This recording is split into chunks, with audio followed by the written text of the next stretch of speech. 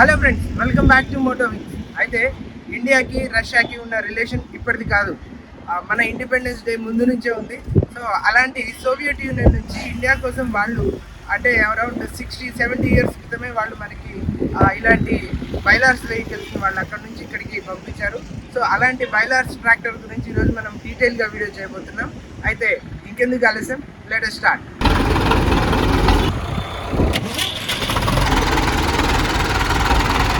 ప్రపంచంలో కొన్ని యంత్రాలు పుడతాయి, కానీ చాలా తక్కువ యంత్రాలు చరిత్రలో అలా నిలిచిపోతాయి. 1960లో పుట్టిన ఒక యంత్రం మాత్రం రైతుల గుండెల్లో శాశ్వతంగా తన స్థానాన్ని సంపాదించింది.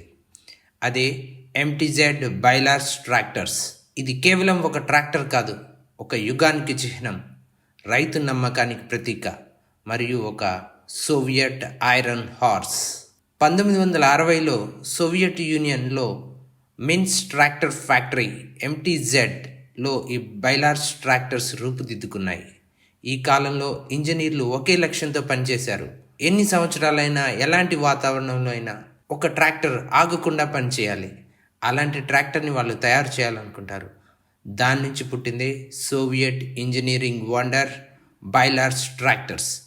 బాడీ స్ట్రక్చర్ గట్టిగా, ఇంజన్ బలంగా, మొత్తంగా ఈ యంత్రం ఒక యుద్ధ ట్యాంక్ లాగా మాదిరిగా తయారైంది. అన్న నమస్తే అన్న, మీ పేరన్నా? కొండలు గారు. ఈ బండి మీరు ఎప్పటి నుంచి వాడుతున్నారు? 10 సంవత్సరాల నుంచి వాడుతున్నాం. 10 సంవత్సరాలు. అంటే 10 సంవత్సరాల నుంచి మీరు వాడుతున్నారు కదా. అంటే ఇప్పుడు నార్మల్గా మార్కెట్లో జాండీర్ కానీ, మహేంద్ర కానీ, సోనాలిక ఇలా చాలా ట్రాక్టర్లు వచ్చినాయి. మీరు దీన్ని ఎందుకు తీసుకున్నారు? ఇది లాగటానికి ఆస్పోర్ ఎక్కువ వచ్చింది, దున్నటానికి బాగుంటది, వ్యవసాయానికి నెంబర్ 1గా ఉంటది, మైలేజ్ వచ్చింది. అంటే ఇప్పుడు వాటిలో డీజిల్ కొంచెం, ఇది పెద్ద వెహికల్ కదన్న, ఇది పెద్ద బండి కదా, ఇది డీజిల్ ఎక్కువ తాగుద్దని కొంతమంది అనుకుంటా ఉంటారు. డీజిల్ ఎక్కువ అంటే డిఐ ఇంజన్ దీనికి కూడా వచ్చింది, డైరెక్ట్ ఇంజెక్షన్. డిఐ ఇంజన్ వచ్చింది. అదే డిఐ అంటే డైరెక్ట్ ఇంజెక్షన్. దాని వల్ల హార్స్ పవర్ ఎక్కువ వస్తుంది, మైలేజ్ వస్తుంది. దీనికి ట్రక్ కూడా ఉందా? ట్రక్ తగిలించుకోవచ్చు, కానీ మాకు అవసరం లేదు కాబట్టి తగిలిలా. నార్మల్ వ్యవసాయానికి అయితే వాడుతున్నారు. సో అయితే బండి అయితే బాగానే ఉంది, బ్రహ్మాండంగా ఉంటది. మీరు ఎంతలో తీసుకున్నారు ఇది? మేము 3 లక్షల్లో తీసుకున్నాం. 3 లక్షలు అంటే మంచి రేటే. తక్కువలో తక్కువ పెట్టుబడి. ఇంకా ఉన్నాయా ఇట్లాంటి బండ్లు? ఉన్నాయి, అక్కడక్కడ ఒకటి ఉన్నాయి. కొంతమంది ఏదైతే పాతోళ్ళు ఉన్నారో వాళ్ళు అలా వాడతారు, ఎక్కడో ఒకటి ఉన్నాయి. వాటి మీద మోజు ఉన్న వాళ్ళ వరకే ఉంచుకున్నారు. అదేలే, కొంతమందికి ఎద్దుల మీద ఎట్లా మోజు ఉంటుందో కొంతమంది ఇలాంటి ట్రాక్టర్ల మీద. అయితే ఇది తీసుకున్న వాళ్ళు తొందరగా మార్చరు. వాడకపోయినా ఇంటి దగ్గర అయినా పెట్టుకుంటారు కానీ మార్చరు. ఇట్లాంటి బండ్లు చాలా తక్కువ ఉన్నాయి. అందుకే ఒకసారి మిమ్మల్ని కలిసి కనుక్కొని తీద్దామని చెప్పేసి. చాలా తగ్గినాయి ఇప్పుడు, ఎక్కడో ఒకటి. బళ్ళన్నీ ఇంత ముందులా లేవు, ఎక్కడో ఒకటి ఉన్నాయి.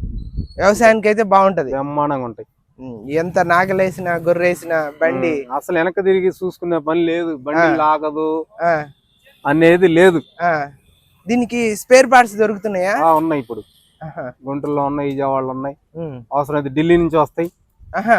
మనం ఆర్డర్ పెడితే ఢిల్లీ నుంచి వస్తాయి.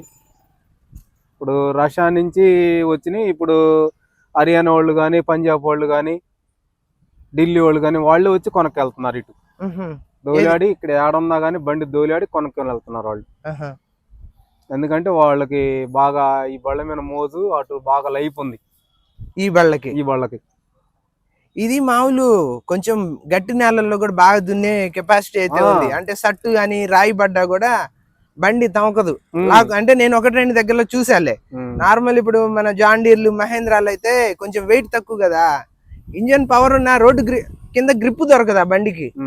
కానీ ఇది అట్ట కాదు. ఈ బండి టైరు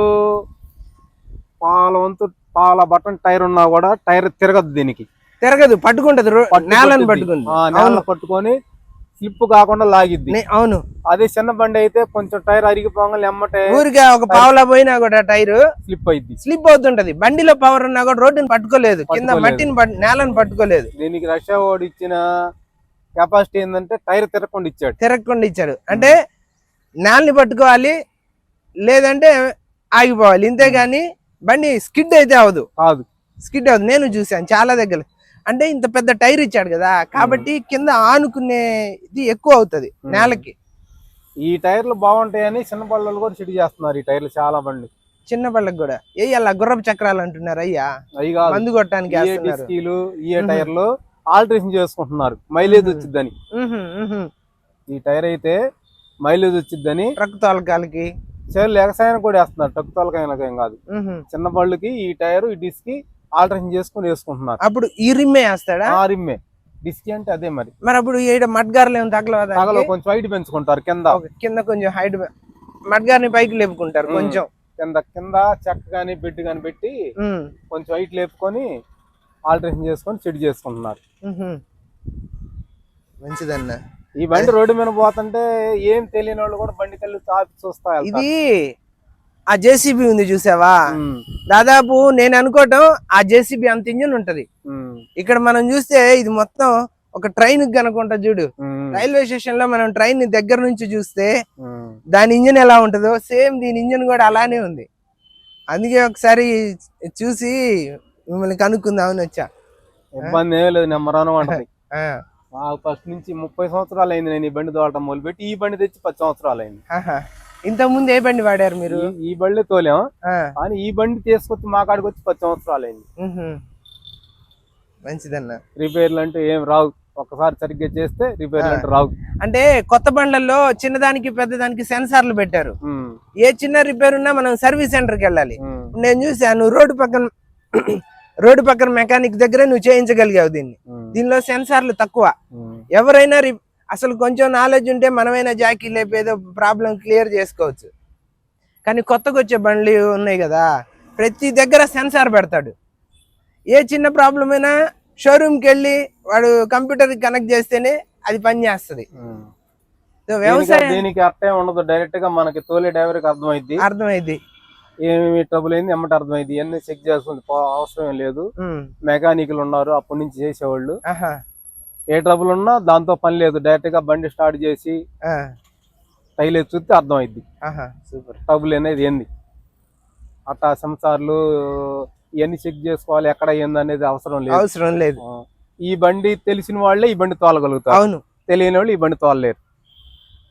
దీని గురించి తెలిసిన వాళ్ళే తోలుతారు.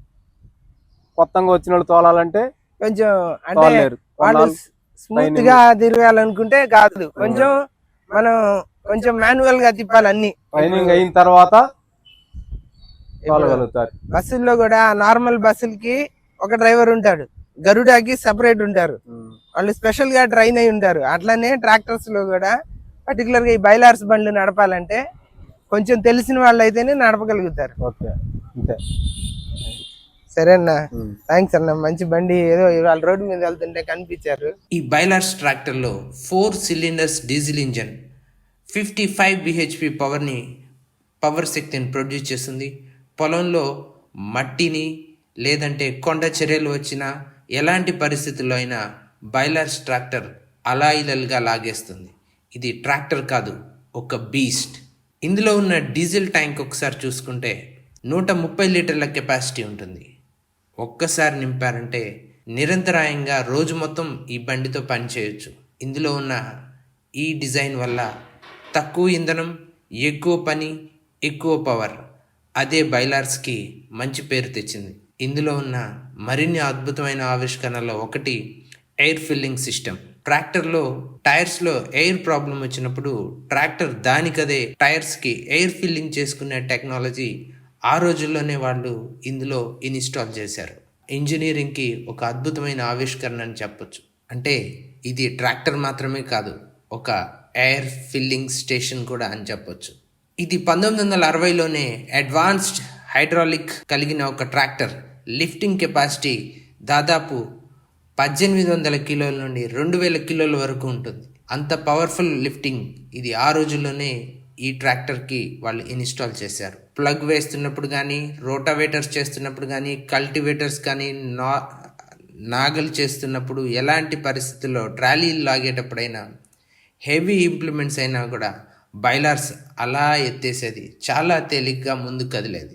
ఆ కాలంలో ట్రాక్టర్స్తో పోలిస్తే ఆ కాలం ఏంటి, ఈ కాలం ట్రాక్టర్స్తో పోల్చినా కూడా ఇది చాలా రెట్టింపు శక్తి. బైలార్స్ ట్రాక్టర్స్ మెయింటెనెన్స్ అంటే రైతు చేతిలోనే ఉండేది. ఎప్పుడు ఎలాంటి పరిస్థితుల్లోనైనా ఒక మంచి సొల్యూషన్.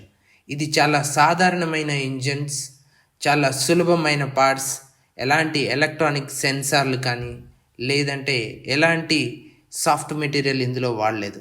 ఒక యుద్ధ ట్యాంకుకి వాడే మెటీరియల్ ఏవైతే ఉంటాయో అలాంటి చాలా సాధారణ ఇంజనీరింగ్ తోటి ట్రాక్టర్స్ని వీళ్ళు డిజైన్ చేశారు.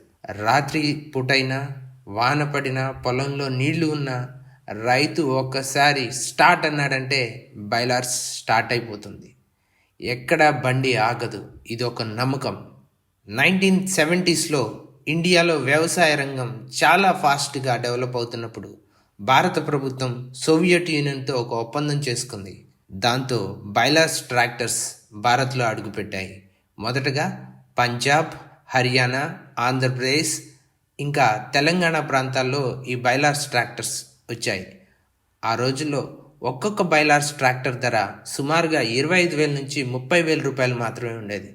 అప్పట్లో రైతులు చెప్పేవాళ్ళు, ఈ ట్రాక్టర్ 10 ఏళ్ళు కాదు జీవితాంతం ఒక మిత్రుడు లాంటిదని చెప్పేవాళ్ళు. మన రైతు బెలారస్ని ఎందుకు ఇంతగా ప్రేమించాడంటే ఇది అతని లాంటి యంత్రం. కష్టపడే, నమ్మకం ఉండే, ఎప్పుడు అలసిపోని ఒక యంత్రం. వర్షం, ఎండ, గాలి ఎలాంటి పరిస్థితుల్లోనైనా బైలార్స్ రెడీ ఫర్ యాక్షన్ అంటుంది. ఇది ట్రాక్టరే కాదు, రైతు భుజాన వేసుకునే ఒక బలం లాంటిది. ఇప్పటికీ భారత్లో పాత బైలార్స్ ట్రాక్టర్స్ నడుస్తూనే ఉన్నాయి. 70 ఏళ్ళు దాటినా కూడా ఇంకా పనిచేస్తూనే ఉన్నాయి. ఇది సోవియట్ యూనియన్ ఇంజనీరింగ్కి ఒక సాక్ష్యం. ఇది రైతు నమ్మకానికి ఒక గుర్తు. 1960లో సోవియట్ నేలలో పుట్టిన ఈ బైలార్స్ ట్రాక్టర్ ఇప్పుడు భారత పొలాల్లో ఒక లెజెండ్గా మారింది. తక్కువ ఇంధనం, ఎక్కువ శక్తి, ఎయిర్ సిస్టమ్, హైడ్రాలిక్ బలం. ఇది నిజంగా ఒక ఇంజనీరింగ్ వండర్. ఇది కేవలం ట్రాక్టర్ మాత్రమే కాదు, Soviet iron horse, Indian farmers pride. మరొక శక్తివంతమైన కథతో మళ్ళీ కలుద్దాం. అంతవరకు సెలవు.